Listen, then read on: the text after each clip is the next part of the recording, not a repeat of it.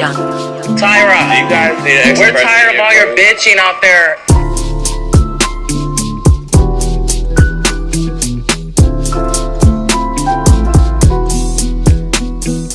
Hey guys, welcome to another episode of the podcast. I recorded this whole episode last night and I listened to it back. It was like almost like an hour or something worth of audio.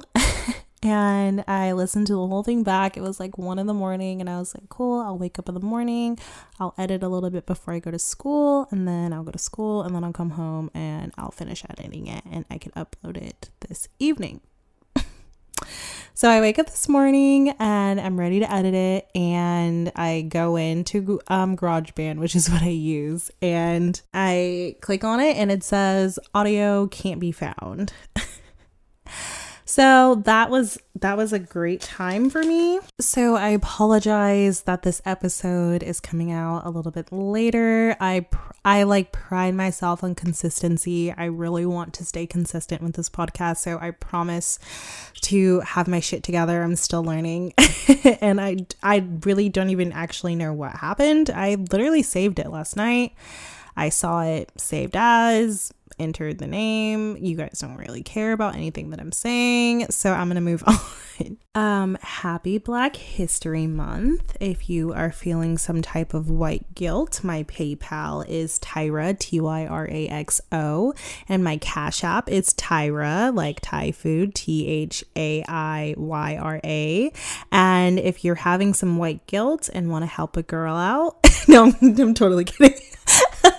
I know people are going to think I'm being serious. I'm literally not. I was joking. I just thought it was a joke, but maybe it's not funny. I don't know.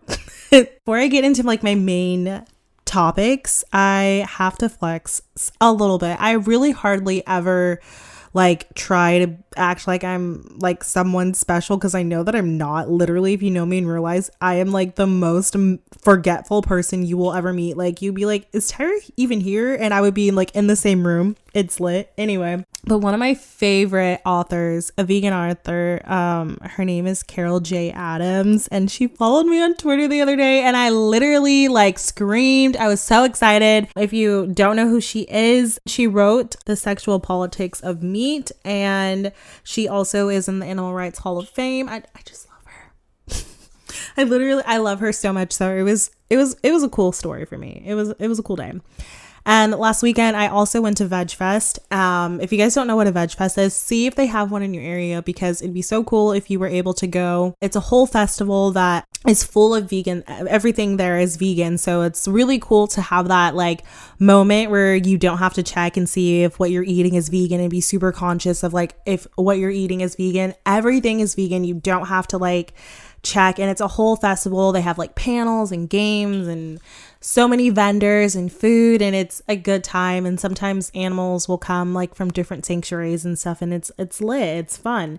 Anyway, so look up your city and then just type in Veg Fest and see if you guys have one, because it'd be so cool if you could experience that. If you're old vegan, new vegan, kind of vegan, whatever it is, not vegan at all, it just be cool to like, you know, see some vegan shit. And so we had one here where I'm from, Sacramento, and I finally met Nick and Krista. If you guys don't know who they are, you guys are probably gonna be like, who the fuck is that? Who the fuck's Nick and Krista? Like, but I literally, okay, Nick, first of all, he's the strongest man in the world. Like, Google it. I literally love them with my whole heart. Whenever I tweet something and I like see that Nick or Krista liked it, it's like that seal of approval that, okay, I'm not being too much. Like, this isn't dramatic. Like, this isn't like a Tyra shut the fuck up, like stay in your lane. And like, I feel like when Nick and Krista like a tweet of mine, it's like that stamp of approval that I'm like, okay, I did good. Like, this is good. Anyway, I was just so excited to meet them, and their daughter is the most adorable, most like polite child I've ever met in my life. I don't know. Anyway, you guys don't care about Nick and Krista. My mom, I always talk about Nick and Krista whenever like they like something from me, or like we pass by their house, because they live pretty close to me. And I'm like, did I tell you Nick and Krista live there? And she's like, yeah, I know. shut up.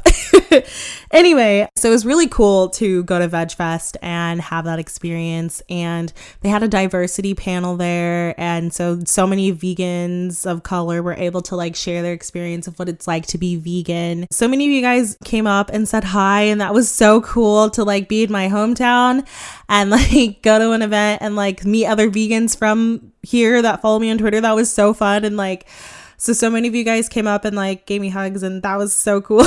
And it was so fun. And thank you to everyone. I know I'm socially awkward. Anytime like when I was done meeting Nick and Krista, I looked to my friend and I was like, was I weird? Do I have something in my teeth? Is my hair okay? Like I'm so like over self-conscious. I'm hyper aware of like me as a person, and I'm so self-conscious, and I'm kind of hard on myself sometimes. So I have really bad anxiety. So like I literally was just like, is my hair okay? Do I look okay? And I don't know. So like, if I was weird and you came up to see me, like, thank you anyway. I genuinely had a really good time. So I'm just gonna get into the main topics because like I said, I really hate really long intros. So I'm gonna try to cut those down. This is probably like the longest intro I've had, maybe.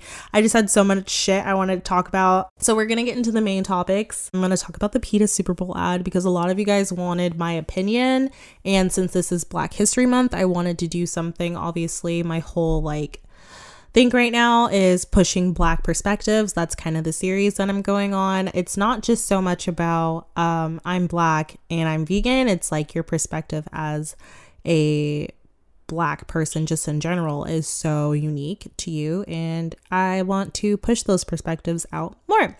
So before we get into my main topics for the day, we have our kombucha of the episode. The kombucha of the episode. Does that sound cute? I literally am making a kombucha girl face right now. Like if you guys know like the kombucha girl meme, I was literally like, nah.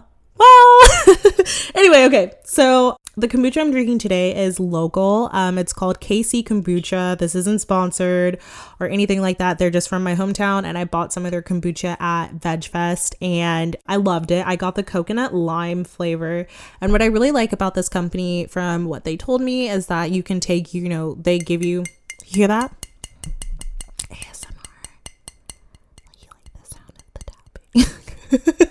Anyway, they give you glass bottles. So if you take your glass bottles back to their tap room, which is actually located in Oak Park, and if you're from Sacramento, you know that's the hood. So we giving kombucha to everybody out here. Yeah, I think that's really cool that, you can take your bottle and they'll give you, I think they said like 15% off or something like that if you come back and reuse your own bottle. So I think that's pretty dope. I got the coconut lime flavor. I'm going to open it. Ooh. I like this kombucha because it's a really nice, clean scent. I guess scent is not the word. Like, it's a nice, clean taste. It has just like a slight of lemon, and it even kind of feels like there's a little bit of mint in it. I can't wait to see this company grow, hopefully, because they're local, and I love supporting local places, and I can't wait to review local places again in the future. So jumping into our first main topic, which is going to be the Super Bowl ad. If you guys haven't seen PETA's banned Super Bowl ad, it's probably because it was banned and you weren't actually allowed to watch it. I guess you could obviously watch it on YouTube, but you weren't going to watch it during the Super Bowl is what I mean. If you haven't seen it, it just starts off with like this bee, and it's like coming into nature from the sky, and it like lands on this flower, and then it comes in and it like takes a knee, like playing a like mock I guess they're kind of like mimicking Colin Kapernick. And so they're like kneeling, this bee is like kneeling on this flower. And then it pans to this bear who also takes like a kneel. Then it pans to the water, and there's some fish in this water, and they're kneeling. And then it goes like up the waterfall. It's like this pretty ass waterfall. Like the animation in this was very great, but it goes up this waterfall to like this sad ass looking fox couple. Like those foxes had straight up depression, bro. Like they were the poster child of depression in the forest in that bitch. I swear. I've never even seen an animation cartoon like that look that sad. they also kneeled, and then it goes to like a rat and a spider, and they're kneeling next to this tree that has like this cup. It looks like a fast food cup, like kind of resting on this tree branch. And so I guess they're like kind of showing a little bit how like we're invasive to the forest, maybe with our trash. I'm not exactly sure, but that was there. And then you see a horse kneeling, and then it goes to like this baby pig that's kneeling next to like they're sleeping, quote unquote, like question mark. It looked like it looked like the pig was maybe sleeping, but knowing PETA, it was probably dead. But it looked dead. I mean, it could be sleeping, and could be just morbid like that, but I think it could also be dead, but maybe it was sleeping. But it was like the baby pig, and the baby pig, it was so cute. Oh, so cute. Okay, anyway, the baby pig was kneeling next to his little mom, and it was so cute. Okay, anyway, and then last it pans to like this white girl. Maybe she's white. I'm assuming she's white because she don't look black. She could be she could be tanned. I don't fucking know, but it looked like this white girl. She was kneeling next to this cute ass rabbit, and then there was this angry ass looking eagle, like the most mad, like this guy had like spilled his coffee. He like someone else took his morning worm. Like this bitch, like an airplane flew by him and like knocked him off his course or some shit, because this bitch was mad. Like he looked pissed. But anyway, so this eagle comes in, lands on this tree branch, and then the eagle comes in and like takes a kneel as well, obviously. And then it ends with like this white screen that says respect is the right of every living being, and then it says #end speciesism. And if you don't know what speciesism is, I wonder if Google will tell me. What is the definition of speciesism? Speciesism means the assumption of human superiority leading to the exploitation of animals. Okay, so there you go. The assumption of human superiority leading to the exploitation of animals is what speciesism means by definition. So a lot of you guys messaged me and you were like, how do you feel about this? This is very controversial. This seems like it's up your alley. And it is. That is something that I would typically, jump on whenever there's something that's controversial that's like related to Black and veganism. It's like my little radar goes off and I'm like, oop, like, and I don't know. Anyway, that's just like what I'm interested in. Obviously, it's my passion. It's what I like to study. It's what I want to push to people. And what comes with that is kind of being like this, I don't want to say poster child, because I don't think of myself like that at all. I think there's way bigger Black vegans. Clearly, Angela Davis is fucking vegan. Like there's so many huge vegan Black perspectives out there that I guess people wouldn't really know about, but we'll get into that later in the episode. But a lot of people wanted to know my opinion on it, and I tweeted something kind of fast. Like as soon as I saw it, I didn't even know about it, and I watched it. And I knew that people were going to immediately have so many opinions on it. And I tweeted something very fast within like minutes after seeing it. And I said, unpopular opinion, I think this ad is beautiful. And it kind of made me cry. The whole point of kneeling was to bring awareness to brutality. Both issues are so important. The world just isn't ready to accept the fact that we brutally kill trillions of animals per year. And I stand by what I said. I do think the ad was beautiful. I don't think that this was the most controversial, horrible, worst thing ever done to the Black community. I really don't see that outrage. The ad on YouTube has about 250,000 views the last time I checked, which was about 2 days ago. And it had a little under 2K likes and about 4.4K dislikes on YouTube. I expected the comments to actually be pretty brutal and like ripping PETA apart, but it was mostly people just saying it made them think. I saw some comments saying that people love animals, but they're still gonna stand for the flag. And then one guy was saying that animals aren't sentient, which is just okay. I don't know if PETA is controlling their comments or not. I don't know if they're deleting them or not, because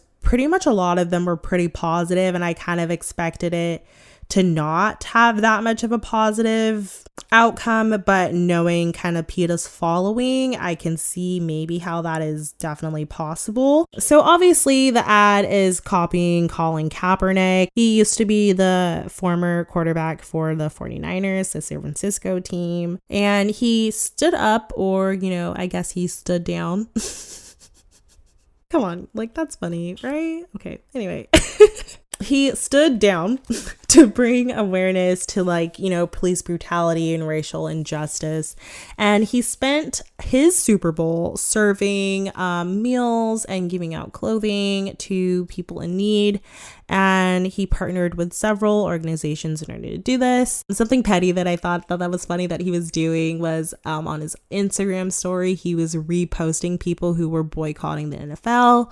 I was among those people. I boycotted the NFL. I do not watch football anymore. And it's not like one of those people who were like, oh, I boycott the NFL, I don't watch football anymore. And like they never watched football. Football was like a huge part of my like life, and I was definitely getting into it, and it was a way for me to bond with a lot of people. So giving it up was not something that was easy for me, and still isn't easy for me. And I obviously can't control my environments. Like, I wasn't watching the Super Bowl, but the people around me were. But I just chose to cook and stuff instead. It's not a big deal. I don't try to be pushy or rude or anything about it or force other people to do it. It's just something that not only do I just think what they did to Colin Kaepernick was just awful, but I also think just so many injustices that they constantly do. I think they exploit people all the time. I think they definitely are very sexist and exploit their cheerleaders, and there's just so much stuff that goes into the NFL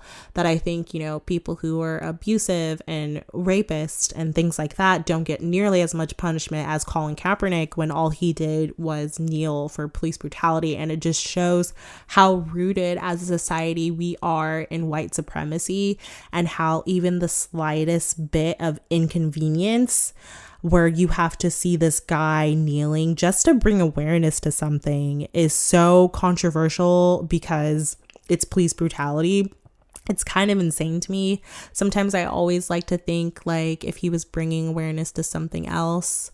I mean, I just think the fact that he's a black male is just already set up to fail. But I sometimes just think of other forms of protest would have been met with this kind of backlash, and it just goes to show how much work we have to do as a society. I just thought it was interesting that that's how he chose to spend his Super Bowl. I mean, I clearly didn't think he was gonna, you know, watch it. But side note, Jay-Z and Beyonce, they were there, and I love Beyonce. If you guys know, you know, our icons, Jay-Z, Beyonce, and they also sat down during the national anthem, which I thought was funny. Also, Blue Ivy, their child, she also sat down during the national anthem, which I think is a power move to teach your children. Anyway, so many people messaged me wanting my opinion on this ad, and I don't mean that in a conceited way. I genuinely, like, my DMs were just like, how do you feel about this? How do you feel about this? How do you feel about this? And it was very overwhelming. And so like I said, I quickly tweeted that out, and then I muted it shortly after, just because that wasn't what I wanted to spend my day doing, defending a PETA ad. I don't have any kind of loyalty or like, oh, I'm gonna sit here and defend people from against PETA. No, absolutely not. Like, PETA has done nothing for me. I guess not. I mean, PETA helped me a lot go vegan or whatever, but I know they're controversial, and I know, like, I'm just not going to waste my day on PETA. And I tweeted something, and that is what it is. And I don't want to sit here and talk about PETA. I just think it's like, whatever.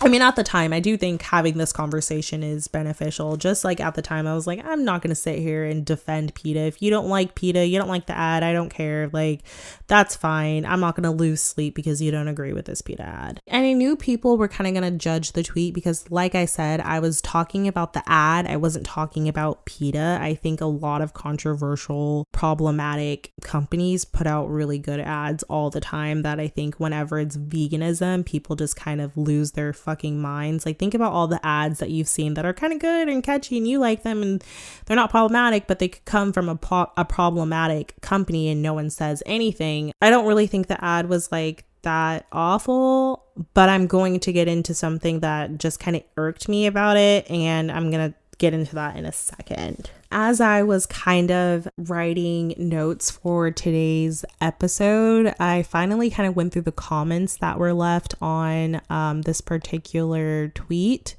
This tweet that I sent out about my unpopular opinion about the ad. I finally sat down to look at the comments because, like I said, I muted it for a pretty good portion of the day. I guess all day actually. And so then I saw that one of my non-vegan friends, she said that it made her cry and really think about animals. And then I saw another one of my vegan friends who is also a person of color, I think is worth mentioning. And she said that she really liked it too. And then I saw another vegan account that had similar views to me, kind of stating I don't really like PETA, but that it could have been an impactful ad and they liked the commercial. Then I got another comment from an account I'm assuming is black, but I'm just basing that off of their Abby. That's a cartoon that is of a black guy. So I don't know. They said, no, I definitely think this ad was an incorrect way of doing it and disrespectful in exploitation of black people's struggles. We barely got the respect and recognition we deserve just so they can take and reuse as a way to talk about animal lives. I get it, I do, but they are stamping right over us. And even if I can't explain myself, this just does not feel right. And then it ended with, no, there's other ways to go about this. Another one of my friends posted something on her Instagram story from someone else. And I'm not going to read the whole thing because it's kind of long, but it said, PETA co-opting Kaepernick's kneeling is in very poor taste, especially given the organization's history of racism and racial insensitivity. And then it ended kind of with fuck the NFL and fuck PETA, basically. And then the last comment I'm going to read is actually from PETA themselves, responded to my tweet and said, speciesism, like other forms of discrimination, is a premise worldview in which humans justify using or excluding other species who are less powerful. It's time to recognize that every sentient being deserves to be treated with respect. To which I responded to PETA and I said, I hear you, PETA, Adzu, and I'm gonna let y'all finish, but y'all need to be more intersectional and apologetic when marginalized beings are critiquing you. You're the poster child for veganism. You have a responsibility to be inclusive, and I hope y'all choose to make a difference for all beings. Emphasis on all, because we all know that PETA has a history of kind of using black and brown bodies in ads and kind of posting, little tidbits about black people and black vegans and all of this and all of that, but they never really speak out against, our forms of oppression. The last perspective I'm going to give, and I just kind of wanted to give different people's perspective on the ad before I really dived into how I felt about it. The last video that I watched was from the Young Turks, if you guys know that YouTube account. And I used to watch their videos all the time, so I'm still subscribed to them, but I typically don't really watch too many of their videos anymore. Obviously, these people aren't vegan and they aren't going to come from a place of anti-speciesism in their language. They had this one black lady, and she was kind of talking about how she felt about the ad and how she felt that it was kind of mocking humans. And she laughed about how there was a brown bear and not even a black bear. And then someone said that like they probably had a polar bear, you know, because they're white, and then somebody was like, maybe we should change it to at least a brown bear, and they kind of laughed about that. One guy says that it seems like an all lives matter type of ad, and then the black lady comes back and says something that legit made me like want to throw my laptop across Starbucks. It's like one of my biggest things that I hate when people say, and I mean, I'm being dramatic, like clearly whatever, I know that I understand why people feel this way. She said, you took away our kneeling to advocate for animals that get treated better than black people.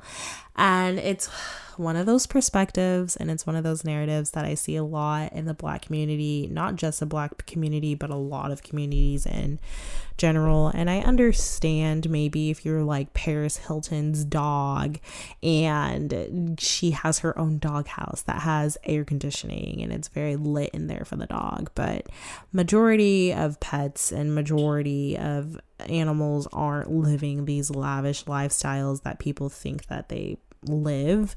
It just seemed like the whole video they were kind of focused on the fact that the eagles and the fish don't have legs, and it kind of reminds me of like how we're so hyper like critical of anything that's vegan, just like I was talking about with PETA's ad, and we're so hypercritical of whenever something is related to veganism. Like we don't ever question animals doing dumb shit in ads ever, but like obviously when it's a vegan ad, now all of a sudden we're gonna pay attention to the fact that fish don't have knees. Like we don't care about like the Charmin, like the ultra strong tissue paper bear, you know, you guys know the bear that I'm talking about.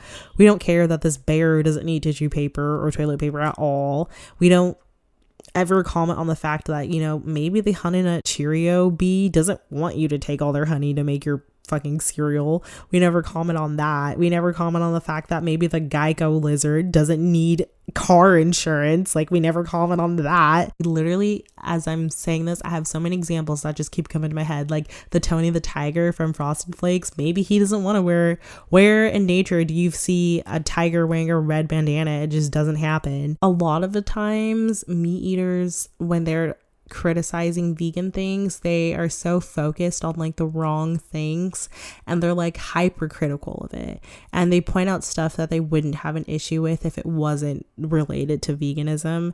And it's kind of like how when people go to like a vegan restaurant, like whenever I go to Burger Patch and I sit next to meat eaters, I notice that they're so hyper aware that they're eating vegan food, which makes sense. It's new food, it's vegan food, you don't know how you're gonna feel about it, you're used to eating meat, and you know, you're very aware that you're eating this vegan food, but they're so conscious of it. They take their first bite and they are immediately comparing it to like, how does this taste like meat? Does this taste like meat to you? How do you like the cheese? How do you like this? Does it taste like cheese? And it's like, they're so aware of, versus like if you go to a new restaurant, when, you know, whether you're vegan or you're not vegan, and you go to a new restaurant, you're not really like, I guess like, I don't know, like if I'm going to another Mexican restaurant, I'm not like, look at the floor, look at the chair, like, is this vegan? I wonder if this toothpick's vegan. Like, like, I don't know. I just feel like they're so hyper aware that it's vegan when just like eat it. It's food. Obviously, the lady's comment when she said that, you know, animals are treated better than humans. And it's like, girl, we kill 4 billion. Let me say this again for emphasis, because I know that we in our human brains can't even picture 4 billion. We kill 4 billion animals per day for consumption. 4 billion.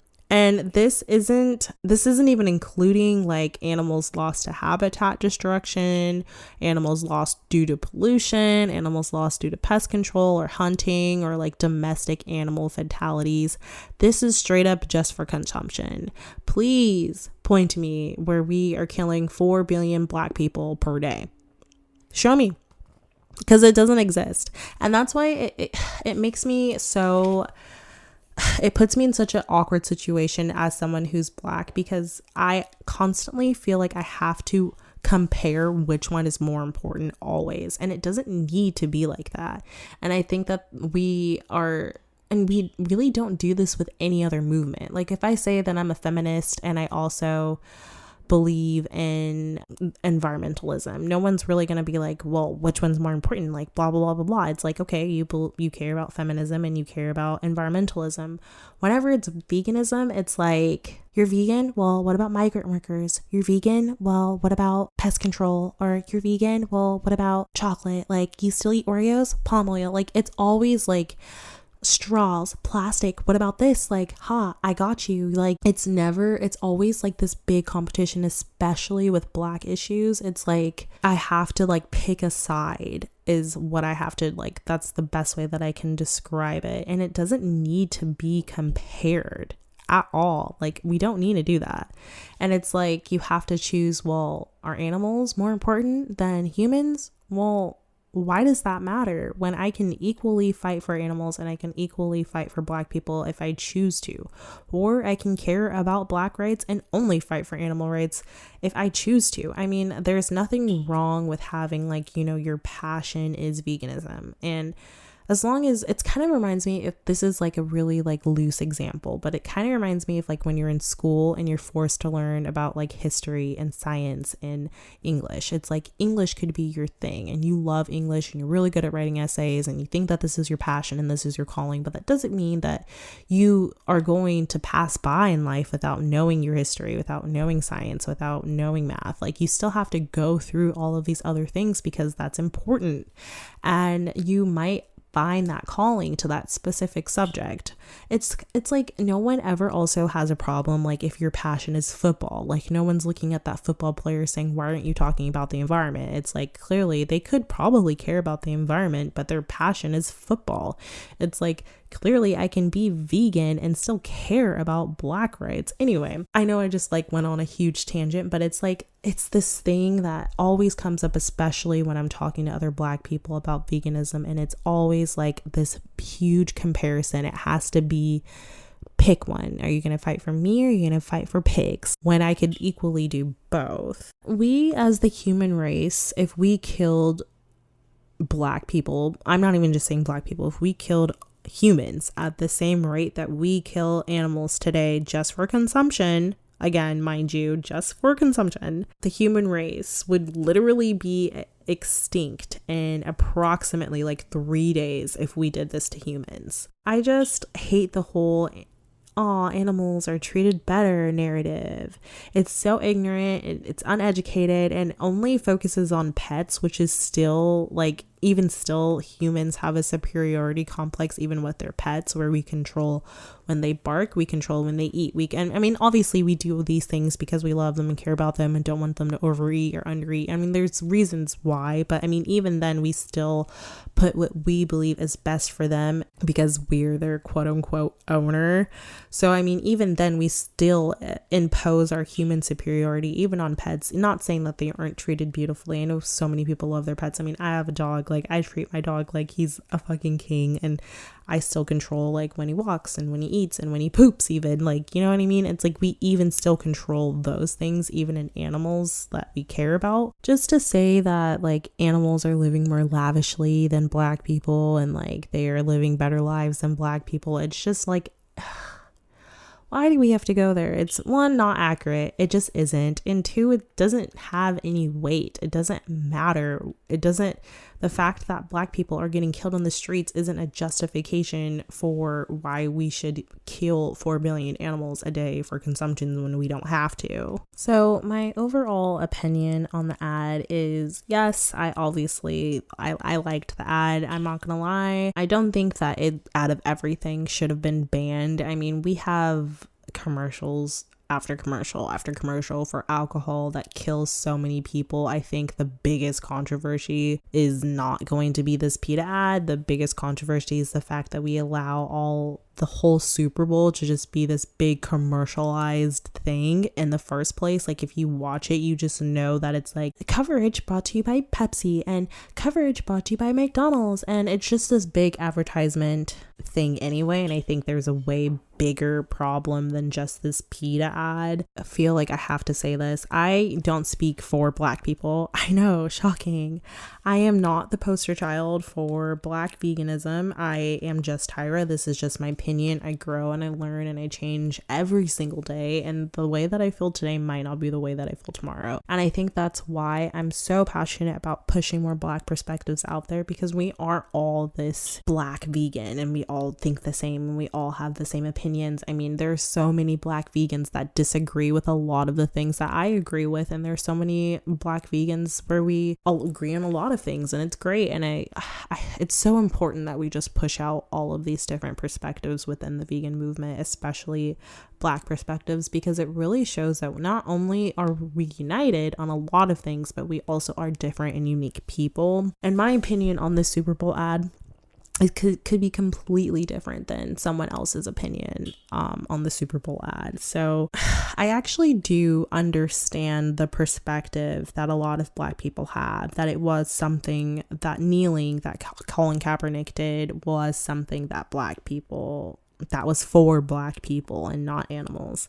And it was a way to bring awareness to our brutality and our oppression. And I believe PETA when they say that they were trying to pay homage to Colin Kaepernick. I think it was a controversial way to kind of like spark a conversation regarding kneeling and brutality and this and that. And I think I would have loved to see the conversations that people were having after the ad, because not only would that just bring up so much controversy, and you guys know I love controversy, but I think it could have been negative, it could have been awful, it could have been positive, and it could have not been, but I think it would have been interesting to see it happen. The biggest thing is I really, really, really do wish they would have just partnered with Kaepernick on it.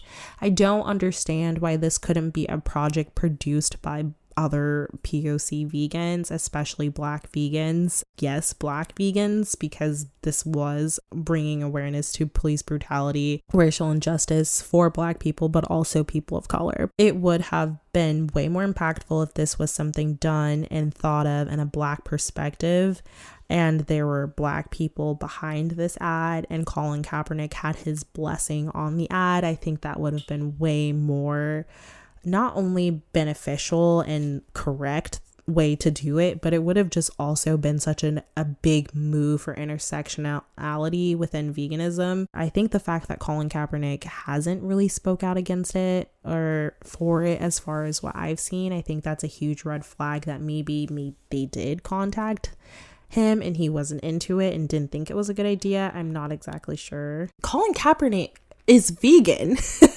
So why wouldn't you, one, if you're going to use his style of protest, why wouldn't you contact him? And first, there is no way in hell that I would do something like that and not get permission from the person that was extremely exploited and extremely judged for doing that. There's no way that I would have put out this ad without contacting Colin Kaepernick, especially since he's vegan. As Colin Kaepernick, I would say, well, who's working on, I'm not Colin Kaepernick by any means, but if I was in this situation, I was Colin Kaepernick, I would be like, okay, so who is doing the animation on this project? Are they vegans of color? Are you you're using my form of protest that is, yes, against brutality, which I think is a great thing. And I think it's amazing for intersectional veganism and Black veganism especially. But if this project isn't done by Black people and wasn't originated and doesn't come from exploited people, how do you think those people are going to react when they see that? Like, I just don't get it. Did you just not think about it? Did you just not care? Did no one seem to think, and am I uneducated? Did this come from people of color, vegans of color? I don't know. I don't think so. But I mean, I just feel like that would have been the way to do it, the correct way to do this without really and Colin Kaepernick might look at PETA and be like, I'm not giving you the time of day, PETA, like, bye. And that could have been what happened, and they just decided to do it anyway. I actually do. I do understand the perspective that Black people have. Like, this was something for Black people, not animals. It was supposed to bring awareness to brutality and oppression of Black people, especially, but of marginalized beings. So I definitely do get that. I do get that outrage. And I do think that this could have been avoided if this was a project done by Black vegans and if this was created from Black art and they were intersecting their own version of what they believe, their own perspective of brutality and oppression, in intersecting that with veganism. And it was like this huge cute thing of even all the farm animals and all the forest animals are kneeling against oppression too, and all of our oppressions are interlinked, and this was a project done by vegans that are oppressed. I think that would have been awesome and so fucking dope to see during the Super Bowl. But if it wasn't, which is what I believe, I highly doubt that PETA really thought this out, which is why I think Black veganism is so important. We really will kill shit, and I think we really will make a difference. I get so hyped when I talk about Black veganism because our perspectives are so dope, and we're such a cool community, and we are so unique, especially being vegan. We just have these really cool opinions. I mean, if you really listen and you really take the time to listen to other Black vegans talk, you'll just get a whole nother perspective that you never really even thought about, which I thought was so cool. It's like that feeling that I had when I first went vegan. This was a perspective that I never heard anyone really talk about. I mean, I heard people talk about slavery and I heard people talk about LGBTQ. Not that those are important. This isn't a hierarchy. You guys know how I feel about hierarchies and superiority. This isn't one needs to be better than the other. It's just like I had already heard about those things. I mean, and not in great detail. I mean, I don't even know. Do you know what I mean? Like, obviously these are such huge, like LGBTQ, that's so broad, you know what I mean? But I know that those things exist. But when I heard about veganism, I was like, whoa, this is something I never really thought about and never really heard about. And there was never really a name to how I felt about oppressing other beings while fighting for oppression. It was one of those things that helped me go vegan. I saw someone on Twitter that said how it was another Black vegan that way before I was vegan, and I was really, my whole Twitter account was just full of Black shit. And it still is, but now I have so many other issues that I care about now that I found through veganism. Like environmentalism was something I never thought about until I was vegan. It just shows that veganism is so broad. And anyway, I know I'm getting off on a tangent, but I saw this guy tweeted to me and he was like, I wish I could find the tweet, but this guy tweeted to me and he said, you know, you speak a lot about oppression. I'm paraphrasing, but he's like, you speak a lot about oppression, but you know, you still support other forms of oppression daily. You still oppress farm animals that are being killed by the billions every single day. I mean, we talk so much about one form of oppression, but if anyone were to mention any other kinds of forms of oppression, we think it takes something away from our own oppression, when it really is just broadening our definition and our perspective of what we really think oppression means. I remember hearing that and I was like, did this guy really just say that my oppression is comparable to some farm animals? Like, he has absolutely lost his mind, and I just like brushed it off. But it is what sparked this little light in me, this little small combustion reaction. Sorry, I'm a chemistry student right now. And I was like, okay, this kind of makes sense. And I really started to research it. I don't really remember how long after that I went vegan. There were so many other factors that played a part in why I went vegan, but that was a huge part of my journey, was learning from another Black perspective about veganism. That intersection that they did, but with oppression, was something that inspired me to even be the person that I am. And he probably had no idea. So I believe that that could have been impactful if PETA made this something intersectional, but I highly doubt they did. And that's something that just kind of rubbed me the wrong way, is that it's so normalized just to put Black people into ads and like use our forms of protest and things like that in ads, like you saw with the Pepsi ad with Kendall Jenner. And it's like, it's so trendy now to use our forms of oppression when these people don't even actually know what racism even is, what oppression even is, but it's trendy to go to a protest. And it's like, I genuinely see the positive in a lot of things. And I see the positive of seeing ads about protest on TV. It's a form of advocacy, even if it's negative and has lots of negative, negative outcomes. But that kind of during, I guess not using it in ads, but I guess I would more say the way that we've seen more protests on social media that comes through the lens of that person at that protest, and how we've been able to see and feel the emotion that these people have as they're protesting on social media, even if we're not there. I think that's impactful. So I think, like I said, and I keep saying, the PETA ad could have been something way deeper if you really looked into it, but people were probably just going to look at it and be like, oh, whatever, those stupid dumb black vegans. But it is something that could have sparked that combustion reaction in someone else's brain too. Whenever we push other black perspectives about veganism, it sparks something in someone, I truly believe. I'm going to get to another main topic, I promise. But when I saw Ingrid, she's the founder, I guess, that's a right word, but she's the founder of PETA. I saw her speak at the Animal Rights March in LA last year. If you guys have never been to the Animal Rights March, and if you never heard about it, research it, please show up and support and go to it. I met so many people from Twitter when I went there, and it was so fun, and I met new friends, and I had such a good time, and it was so cool to come out and see how many people care about animals, and especially the one in LA, which is obviously a lot bigger, but I saw the one in Atlanta, and there were so many other black vegans there too. It's a really cool experience if you guys ever go. But I saw Ingrid speak, the founder of PETA, speak at our Animal Rights March, and when I saw her come on, I was like, ugh. And I noticed other people were into it, and I get it, but I have this negative connotation with PETA, and I saw her come on and I was like, oh God. She started to speak a lot about intersectionality. She talked about how people who were against oppression of migrant workers, and people who are against oppression of people of color, and people who are against oppression of gay people, and people who are against, all these different forms of oppression are able to come together and fight for animals that are disregarded and disrespected and discriminated against depending on their kind. And it was something that united us all. I think she was talking about back in I think it was the 60s or 70s. I'm not exactly sure.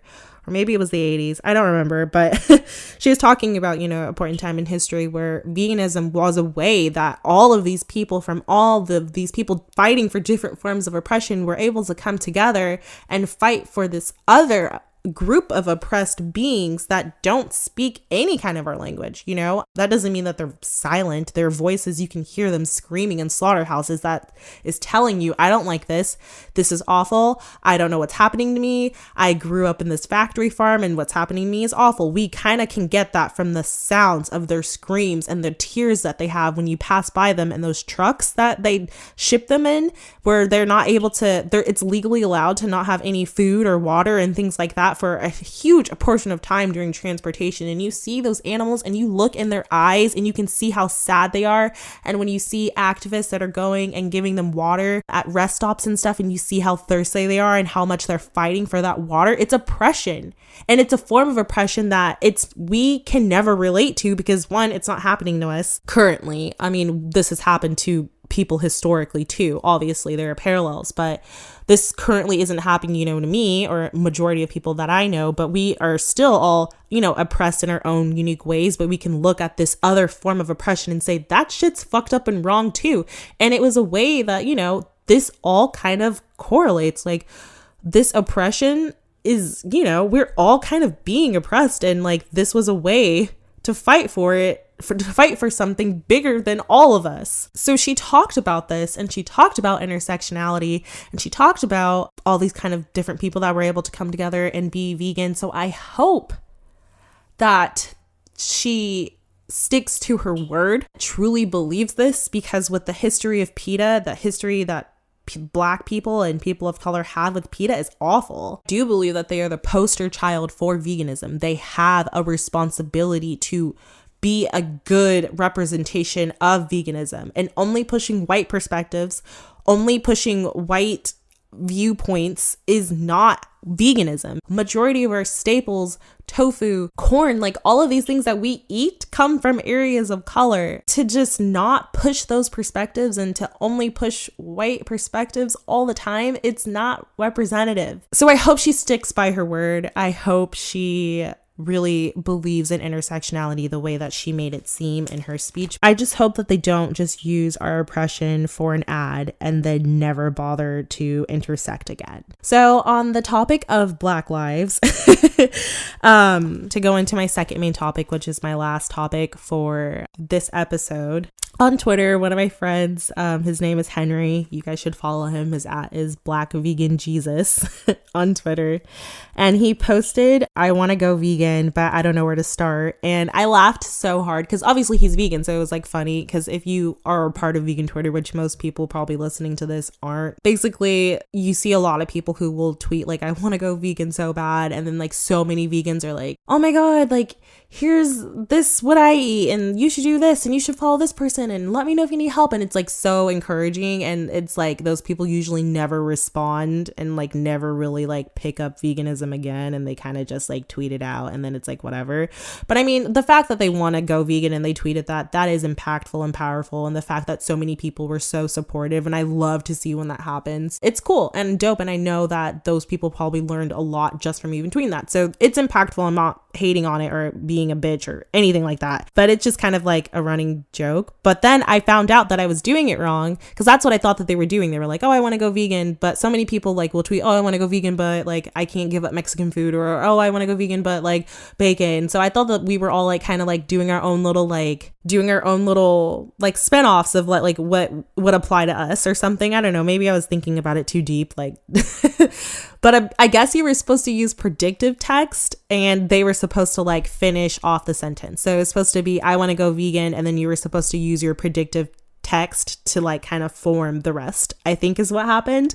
So I tweeted, I want to go vegan, but I'm Black, because I thought that it was supposed to like apply to you, but I think it was, you're supposed to use predictive text, and I was having like a boomer moment. But like anyways, but I tweeted, I want to go vegan, but I'm Black, which was inspired by Henry's tweet, which I don't know if he started it. He was the first person that I saw do it, but I don't know if he started it or someone else started it, but I just had to, give credit where due. He inspired my tweet when I said I want to go vegan, but I'm Black. And that's when I found out so many people like were like quote retweeting it and saying like, oh my God, me too, or oh my God, this is what I used to think before I was vegan. And I thought to myself like, wow, this actually has some weight. Like so many people were like, same, and this is like me before I was vegan, like I said. And it made me think like, fuck, like this is actually something that people are going through, and really thought, because at the time I really thought that too. I was like, I thought animals, that's cool and everything, but I can't do that. Like my cultural food, or like my soul food, or like any food, or like Chinese food or Thai food, like how am I supposed to eat that, But then you have to think like you have so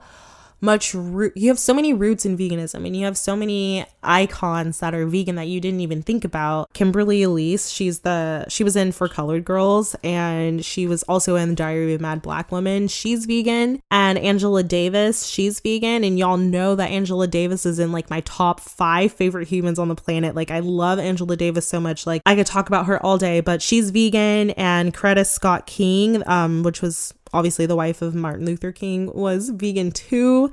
And Venus and Serena Williams, vegan. And Erykah Badu, vegan. And Carl Lewis, which you guys, if you guys don't know who that is, he's like an Olympic sprinter, he's vegan. And obviously like Dick Gregory and all these other people that are vegan. So we have like all these people that are vegan that we can learn from and grow from, that also intersect with Black rights and stuff like that. So I'm gonna kind of just vent about Black veganism a little bit for the remainder of this episode. And I think Black perspectives within veganism is so important, obviously, because we know and understand oppression arguably more than a lot of other people. We are hyper aware of our oppression because it's worked into our lives daily, because we live in a white supremacist society. So we're consciously hyper aware that we are Black. And I mean, this is obviously different for a lot of Black people, because I know when I go back east to visit my family, or I go down south, it's a lot of Black people there. And you know, it would be like finding a white person or finding someone Mexican would be hard. Where I live in California, I see, you know, a little, especially where I live in Sacramento, it's very diverse here, where there's a little bit of everyone here, which is why I love it here. But I mean, I still have lots. We have our little like white rich suburbs and like little like white areas, and upper white middle class kind of runs a lot of Sacramento, because we get a lot of the San Francisco people who can't afford to live in San Francisco. So that like, you know, hippie, trendy, I'm white, I work in San Francisco, people that can't afford to live in San Francisco, we get those people in Sac. And so we have our own little pretty diverse community of a lot of different people here. So when I say that we live in a white supremacist society, yes, as a whole society, it is built and rooted heavily in white supremacy. But that when I say that like we are hyper aware that we are Black, I just mean that it plays a role in a lot of Black people's lives every day, whether it's you go outside and you see just a whole bunch of white faces and you're the Black person. Obviously you're hyper aware of your oppression and the fact that these stereotypes that people have on you could be deadly to you every day, you know. And like, so we are just hyper aware, you know, of our Blackness. And so obviously that oppression will work into our analysis of what we believe oppression to be when we are applying oppression to other forms of oppression. I wonder how many times I say oppression when I'm talking in this podcast. Like if someone could tally the amount of times I've said oppression, even in like the past 5 minutes of this podcast, I'm sure it's in the millions. Anyway, chances are if you're white, and this is a generalization because I know that white people have, like, they could be white trans, they could be, that's just the one example that comes to mind. I mean, I know people are sometimes hyper aware that you're trans, and if you're not passing or stuff like that, I mean, that's a whole nother, you know, type of oppression that is very physical. And like, I'm using all the wrong words, but it's another thing is like, you have Black skin, people kind of know that. And if you're trans and you're not like passing, then other people are pretty hyper aware of that too. So they're probably hyper aware of that in themselves. All of these are generalizations, just as like a generalization, obviously not everyone, but for like a huge majority of white people, chances are you're not going to work.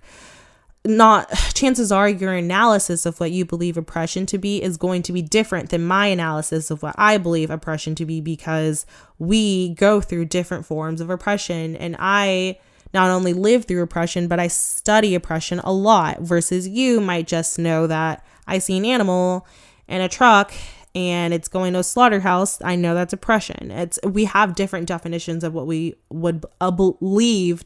We just have different perspectives because we come from different personalities, backgrounds, races, religions, sexual orientations, genders, everything. And a lot of the vegan movements, as we've seen with PETA a lot in the past, are represented and defined by white people, by straight people, by people who are not typically hyper aware of oppression in everyday life. And so the problem again is like we have seen with PETA and with the PETA ad is that you are speaking about oppression through the lens of someone who isn't typically oppressed daily, and that can get you into a lot of trouble. For example, I was listening to a podcast with Afko. I hope I'm saying her name correctly, but she was talking about kind of like when you Google veganism and that like infamous picture of the pig next to that like slave hanging from a tree. If you guys have seen that, if you don't know, you could probably go Google vegan and it'll pop up, and it's like this pig hanging, and then next to it is like a slave, I'm assuming like a Black slave hanging too. And white people will kind of use this image to talk about oppression of Black people to help us correlate and evoke some kind of emotion for animals, but they don't truly understand what racism even is themselves to be really making this comparison. And they use people of color and our atrocities to bring awareness to veganism while not uplifting the voices of POC vegans who could probably do it a little bit better. It's like and it's not to say that, you know, you were dumb and incapable of saying, you know, I saw these two forms of oppression, they correlate. It's just saying that a lot of the times people don't. And a lot of the times people will use POC atrocities and not even really know about those atrocities to be making that comparison. They'll use these comparisons without fighting for human oppression or really knowing about human oppression. You know, they don't really know about our history. So this, again, is why so many Black people believe veganism is a white thing, because we all know like that one white vegan that goes like so hard for the animals, which is great. There is, like I said, nothing wrong with your passion being veganism. That is amazing. There are so many few people fighting for veganism in itself, but that doesn't mean that you get a free pass to not be woke and care about other issues. I mean, like I said, it's like my passion, I would say, for example, is I really am passionate about missing persons cases and true crime, and I'm passionate about Black veganism and veganism in general and animal rights and environmentalism, and I feel like those things would be like my top favorite, not favorite, but those would be like my top passions in life. But I also am passionate about Black trans youth, which I guess kind of plays into Black rights. But I am passionate about, I do think like other things are important too, like migrant workers. I think that's important. And it's just like not where my passion lies, but it's not that it's not important or that I shouldn't do things and I shouldn't buy local and be ethical, you know, when I can. So it's, again, it's nothing wrong with veganism being your passion, but if you're going to make a comparison, this pig has similarities to Black oppression, I would say that statement is true. I definitely believe that. But if you are going to make that comparison, you better know how. You better be able to back that up. If you're going to go to a Black person on Twitter and say your oppression is comparable to animals, you better be able to sympathize. You better be able to like empathize with the fact that that person's going to come to you and be like, bitch, what the fuck did you just compare my comparison to animals? And that's your problem. And that's what's going to get you in trouble, because you're uneducated. You're talking about shit you don't know about, and you need to fucking stop. I'm sorry, but it's like, that's my issue, is that you are so bold enough to compare something that you don't know about.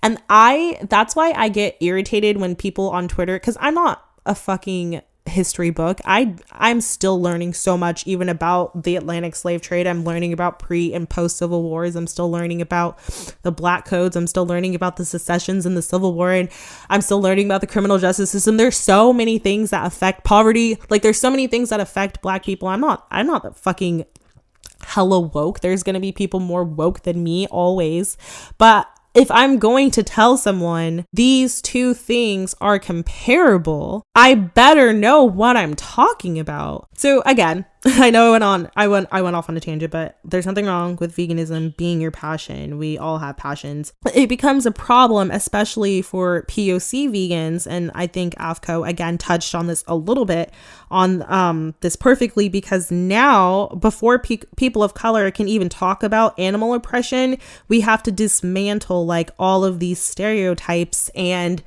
bad connotation that veganism has before people of color are even willing to listen to you about veganism, because you guys are so insensitive, you're so unkind, you're so fucked up to people of color when being advocates for veganism, and you don't listen to them and you don't push their perspectives and you tell them to shut the fuck up when they try to get representation within veganism. Yeah, they're gonna have a little bit of reservation when it comes to veganism. It's hurting veganism by not being intersectional, because now we have to go through all of these stereotypes and say, yes, I know you think veganism is a Black thing, you think you can't get this on veganism, you can't think, we have to dismantle all, I mean, it comes with like health veganism too. You have to go through the B12, you have to go through protein, you have to go through all of these stereotypes before we can talk about the root thing, which is oppression of animals. We have to dismantle all of these stereotypes. This is why I say it's like, it's not enough to just say I'm not racist.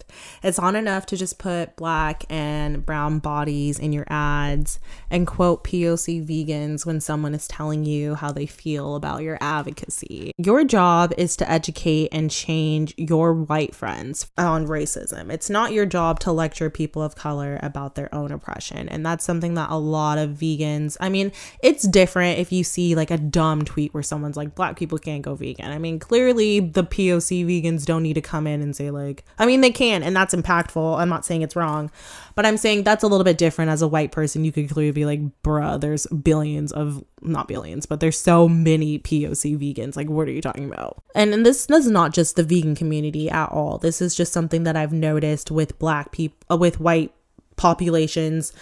And especially, this is just something that I've noticed that people do in general, is that white people will try to lecture Black people on their own oppression. And that can get you into a lot of trouble, because a textbook definition of what someone else's version of oppression is from their perspective is going to be different than someone else's version of oppression for them, because they're living completely two different lives. They could be the same race, but I mean, they are living, you know, two different realities.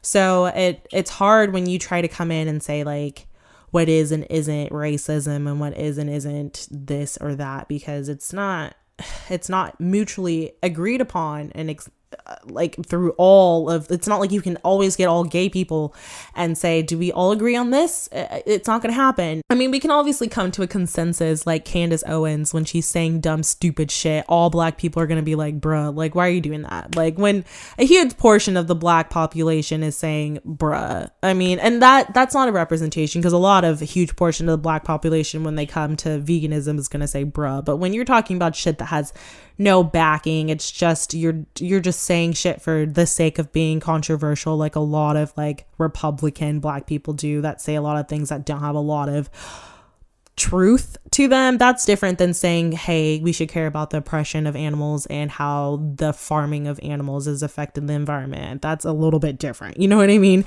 The majority of Black people are going to say, shut the fuck up about animals, but that doesn't mean that what I'm saying has no actual weight and isn't rooted in truth versus someone else's less of agreed upon opinion.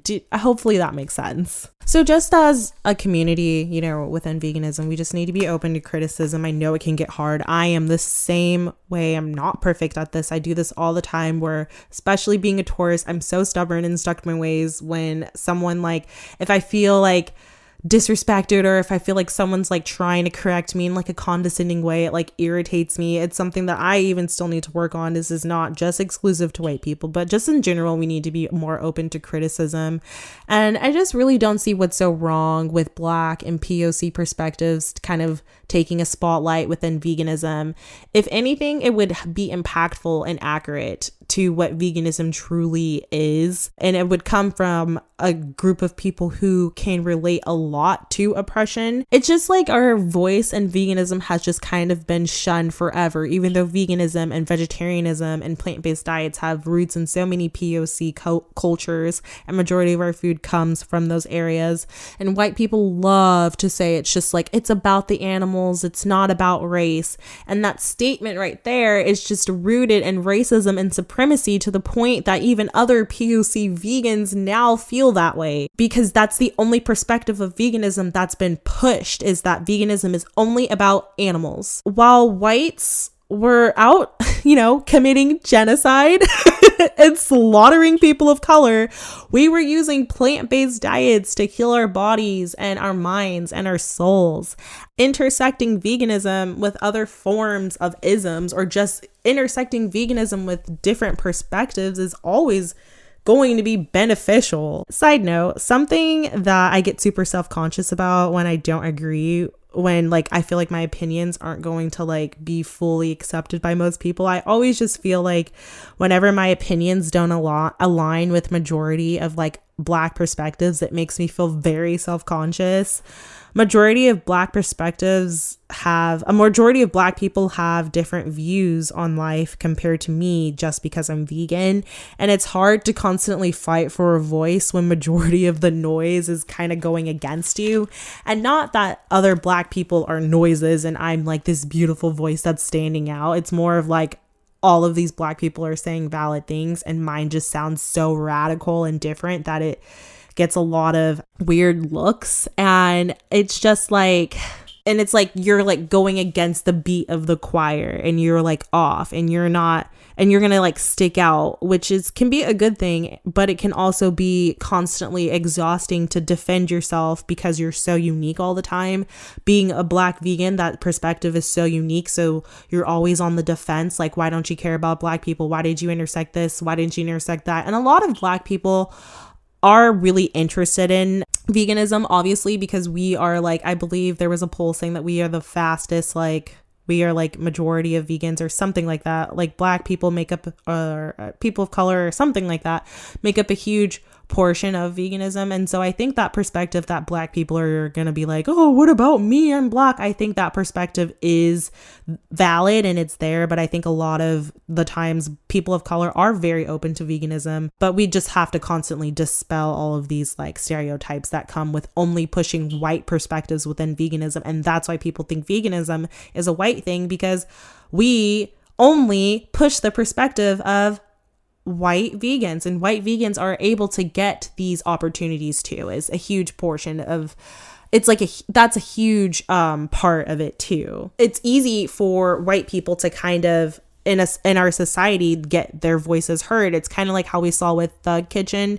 I think that's what the name of the cookbook is. But did you guys know that that book is like written by white people, and a lot of Black activists came out against that book and were saying, you know, like, while people of color are getting slaughtered in the streets for looking like what you guys perceive thug culture to be, you guys are profiting off of it and making a cookbook for like hipster white vegans and profiting off of thug culture while we are getting killed for it. And that was something that a lot of Black activists had an issue with, the fact that it was written by, I think, like 2 white people in their 30s. It's like their perspective was kind of the only perspective that was really getting pushed and heard. And that's why it's still a popular book to this day, because a lot of Black activists weren't getting those mainstream coverages. And that's getting a lot better now that, you know, social media has been able to call out a lot of different companies for not pushing POC narratives, especially when it comes to, you know, POC issues. Why are we asking white people on their opinions on POC issues? And I think that's becoming a bigger thing now that we're seeing shift.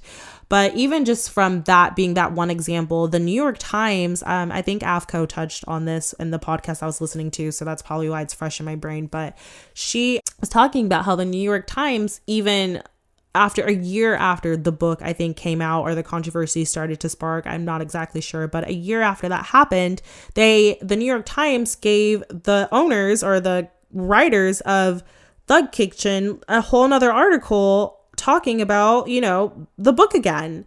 And it's like, did you guys just not hear the whole Black community say that we don't fuck with this? Why isn't our perspective being pushed? And that's a problem within the vegan community, is that we Black perspectives, Mexican perspectives, Asian perspectives, gay perspectives, women perspectives, a little bit more women perspectives are pushed a little bit more now. But I mean, from a feminist perspective, not just because they're women, but a feminist view on veganism, these things are typically not talked about.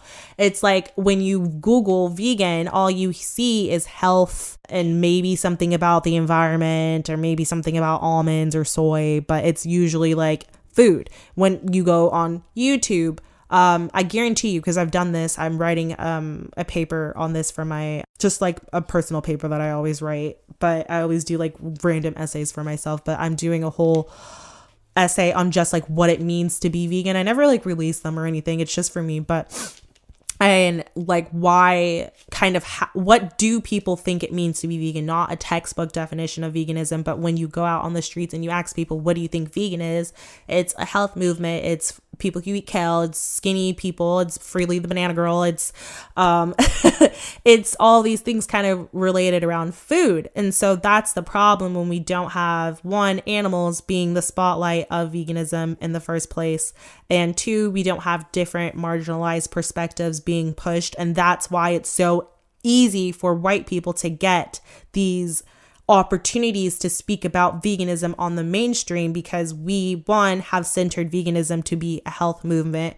which, I mean, unless you're Black and you're talking about diabetes and heart disease, which is different, and you were saying like maybe plant-based diets, and even that still doesn't get that much coverage. But even then, when we do kind of get coverage, it's even still just related to health and Black people dying and using plant-based diets to, you know, alleviate and cure some of these chronic illnesses. So that is a problem and is rooted also, again, in just a white society and a white perspective all the time. So this is why it's so important. Again, I guess I keep saying that. This is why Black perspectives within veganism is so important, because you have no idea what it's like to not be, you know, accepted by your own and to be like casted as like not Black or not my child for a lot of people.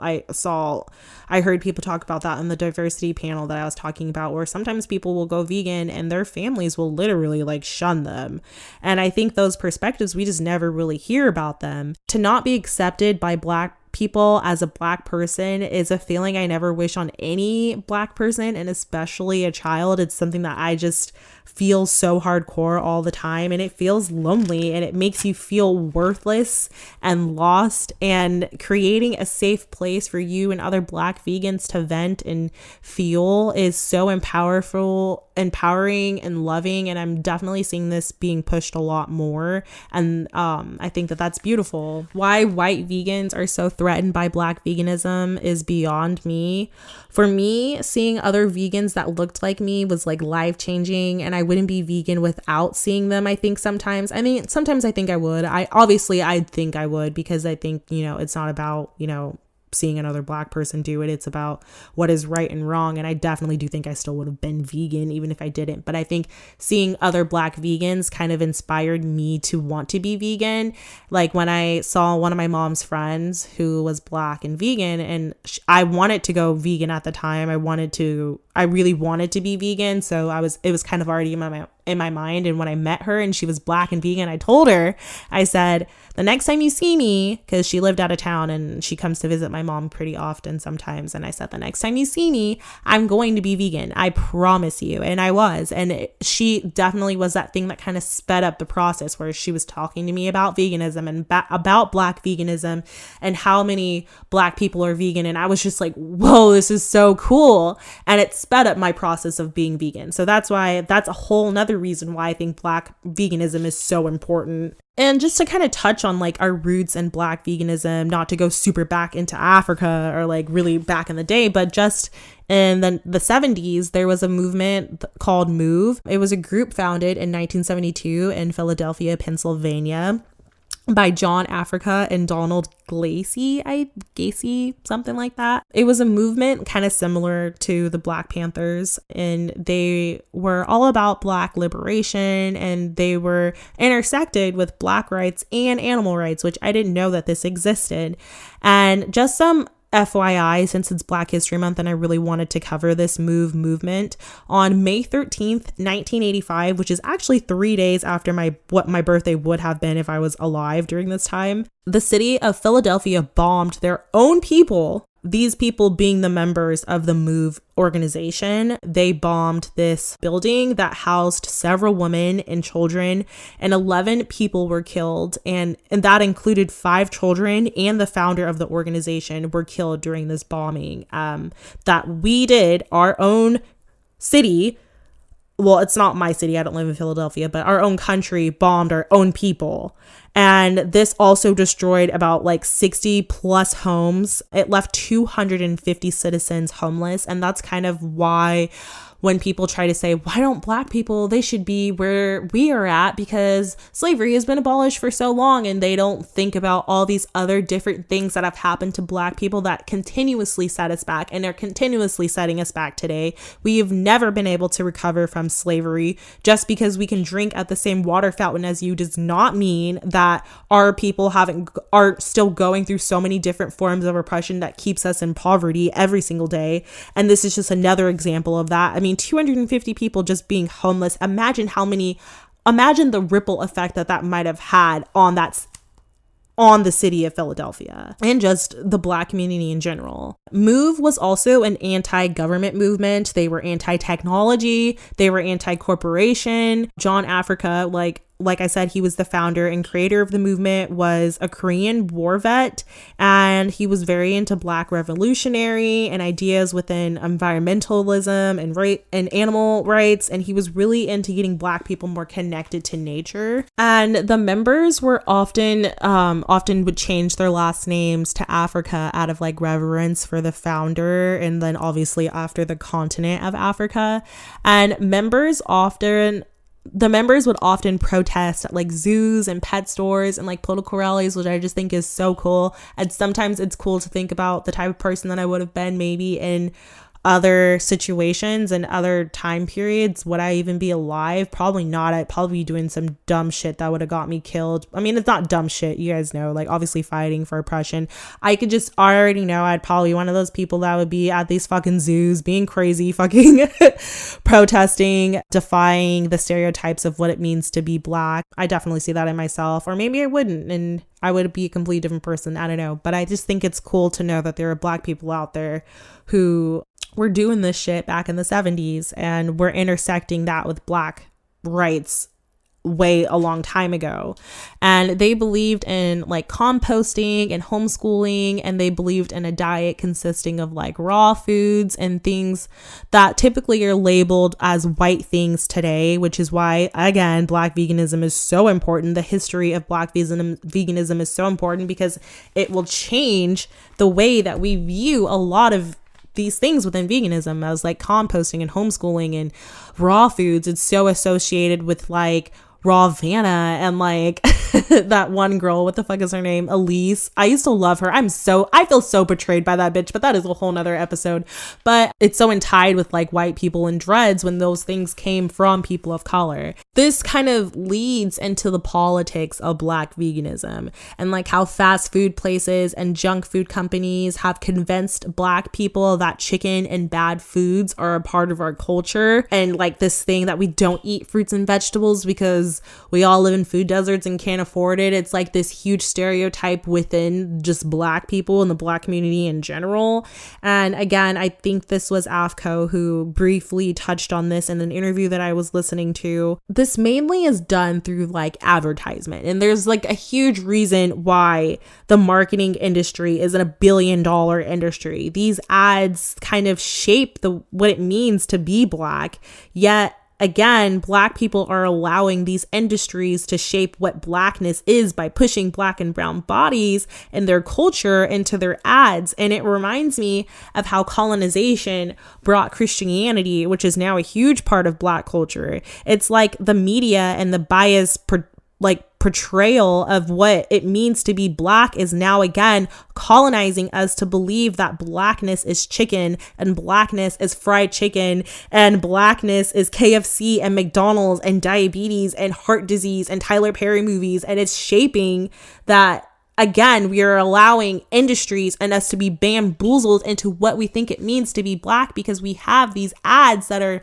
taking vulnerable people who have had their culture stripped for them and saying, here's a culture based in profit for us, based in capitalism for us. And we are going to take these people who don't have really a strong connection, and they have a strong connection to bad things, and we're going to capitalize that. Like, we know Black people love chicken, so we're going to make sure there's lots of KFCs and low income areas where Black people typically live. And these foods that produce endorphins that are making us feel good. That's a whole nother tangent, but it's like they know what they're doing when they capitalize off of Black people. Now, Black people, as AFCO kind of put it, are aiding in their own oppression and keeping alive stereotypes and mistaking these stereotypes for what it actually means to be Black. And if you think about McDonald's ads, they use like hip hop music and like lots of Black people in their ads, and are trying to make a profit off a group of people whose culture has been erased through years and years of oppression. And AFCO uses the example that I love of the Tyler Perry movie at the beginning beginning where there's that black guy who is in like a hospital room and he can't pronounce colonoscopy due to like his illness or something. She states that that's supposed to be funny to us, you know, and like the daughter in the movie like suffers from like diabetes, and then Medea is going through like the drive-through again.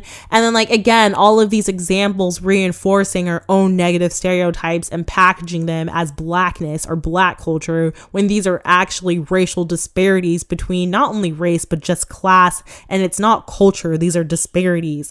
And having McDonald's in predominantly black areas isn't black culture, it is capitalizing and profiting off the low income people in that area. And McDonald's doesn't give a shit about black people unless we're putting money in their pockets, and they are purposely targeting black communities with their cancer causing ass types of foods. And black people again have been bamboozled into thinking that blackness is McDonald's. And listening to the Black Girls Nerds podcast, I found out that McDonald's actually has this initiative called the 365 Black, and it's this real website. Like, please visit it for your own amusement. It's meant to celebrate black culture 365 days a year, sponsored by McDonald's. And it literally is a website full of black people, full of pictures of black people on their homepage. And right front and center, it says my history, my legacy, my heritage. And it's like this black kid in the football costume, which is again how all of this shit intersects, because I mean the whole NFL just exploits black and brown bodies for the 5 years that they can, you know, perform. I mean like around 5 years or so years that your body is able to like continuously play. I mean, I know like people go longer or whatever, but it's like it shows how like all of this is intersecting. Like all of these like issues are like related. And McDonald's preys on historical black colleges and universities and sponsors their football games and gives out sponsorships to black kids and provides like little selfie frames with McDonald's arches. And they're even infecting their way into historical black cities like Burlingame, Alabama, and doing different festivals and organizations in Burlingame and sponsoring different events, pushing their company on black people, knowing that their food is killing us.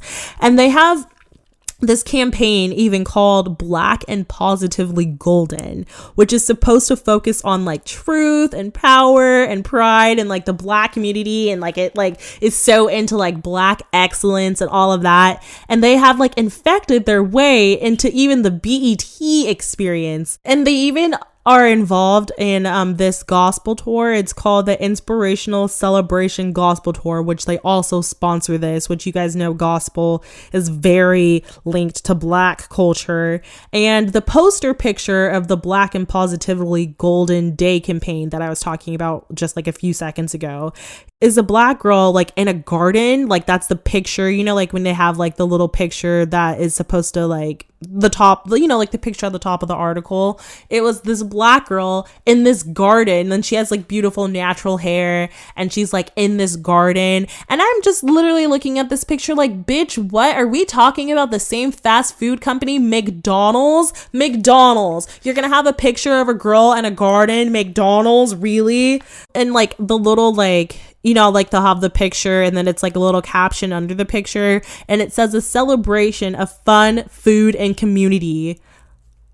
Bitch, what? I am in confusion. They claim all these roots and blackness, yet their menu is full of gross ass shit, nothing from a garden like their ad is trying to portray. Like their salads are the closest thing to garden foods as you're probably gonna get at McDonald's, and even they are full of calories, that hundreds of calories, and they contain class 1 and class 2 carcinogens, and it has dairy in it, a huge amount of dairy, which 70 to 95% of black people are intolerant to. Yet you use black excellence and black community to make a profit off of black people, and in return feed them foods that are killing them more than gun violence. Figure that. How are you going to celebrate blackness when you provide foods we're literally intolerant to, that are literally known to cause cancer? They even have McDonald's. Did you guys know that McDonald's even has a McDonald's Black Award? Google it. Seriously. Google 365 Black Awards. Like, what the fuck are you even celebrating? They are awarding like civil rights films and like civil rights leaders. And in return, like, yay, we have civil rights leaders that are fighting for you. But in return, we're going to feed you cancerous foods that are killing you more than anything else on the planet. Heart disease being our like number one killer and highly linked to carcinogens that we pump into your community. Woo! This is why Black veganism is so important. It is so important that Black people have a place where they can learn about their roots and legacy within plant-based diets. It's so important for them to learn about the politics that go into Black veganism and veganism in general, and how lack of veganism is affecting our communities, because it is so important to bring awareness to these things, because I think that the more that they are in the mainstream, the more people are going to resonate with them. And not just Black people. I know white people are fully capable of seeing something, an injustice happening to Black people, and saying that that is wrong and that is enough for me to go vegan, even if that is not affecting my community, which I would argue that it is, because a lot of things that are racial are also classist. And I know so many white people clearly live in poverty and grew up without a lot of money, and those are ways that things intersect too, how racism also intersects with poverty and vice versa. But that's all that I'm going to talk about today, because I know I've been talking for a million years, it feels like. I hope that you guys like this episode of the podcast. If you guys are drinking out of your kombucha with like your wine glass, or like if you guys are drinking whatever drink out of whatever glass or whatever cup, if you guys tag me on my Instagram, which is at kombucha hour, I will repost it on my Instagram. So many of you guys have been tagging me and like you guys listening to the podcast. And if you guys can like screenshot like what episode you're listening to and like tell me like what you're doing while you're listening to that episode. I don't know why, but I like to see like what different people are doing when they're listening to the podcast. Like, are they cleaning their house and they're on their way to school? Are they dropping their kids off? Are they like about to go get like dick? Like, what are you guys doing when you're listening? I don't know. I just think it's interesting to see what you guys are doing when you're listening to the podcast, and if you guys are actually drinking your beverages, because you know we gotta stay hydrated in this bitch. And if you guys could put like a rating for my podcast on Apple Podcasts, that would make such a huge difference to me. And if you guys hate this podcast and you hated this episode, just kidding, just pretend like I didn't say anything at all, just like click goodbye, like love you, see you soon, see you, bye. But if you guys like the episode and you guys like the podcast so far, if you guys could leave me an Apple review, that would really be helpful, because it helps bring the podcast up in like searches and stuff like that. And I always like to end every podcast episode, and I'd usually like to begin it with it too, but I think I forgot to say it this episode. But if you don't fuck with this episode of the podcast, that's okay. You might fuck with next week's episode of the podcast, or if you typically fuck with all of my episodes, which I've only had, I guess, now 4 now, but if you typically fuck with all of them and this one just wasn't your thing, that's okay too. Or if this one was your favorite one and you learn more about me from this one, then that's cool too. Like, it's okay if you don't fuck with every episode of the podcast, because next week you might. So I will see you guys in next week's episode. Thank you guys so much for being patient. I have a chemistry test next week. So I will definitely still be uploading, because it will be like the small break that I had in between studying, crying, wishing I had changed my major, and looking up how much I can make living off the land. Okay, so I will see you guys in next week's episode. Bye.